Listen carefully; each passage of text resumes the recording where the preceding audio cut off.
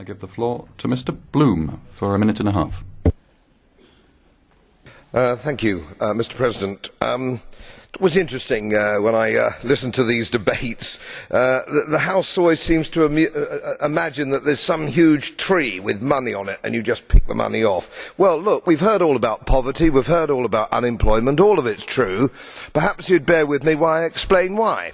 We have a crazy system of both corporate and social welfare. It's a failed experiment post-war. We have a situation in the United Kingdom where we pay perfectly fit, healthy young men and women not to work. We import people from Eastern Europe to do that work. So we're pouring money into a completely dead end of our economy, and in order to pay for it we have to have things like 20% VAT, monstrous income tax, monstrous national insurance, which actually hamstrings the economy from recovering. The only way out of this terrible mess is growth, and we do just about everything we can possibly do here to stop the economy growing. If it isn't social welfare, it's corporate welfare. We have a sort of crony capitalism. We don't have real capitalism, it's crony capitalism.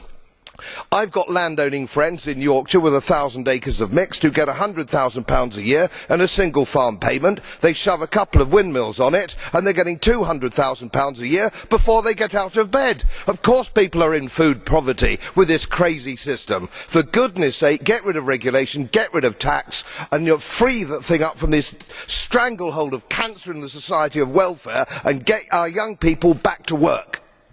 Merci, Monsieur Bloom. Thank you, Mr. Bloom.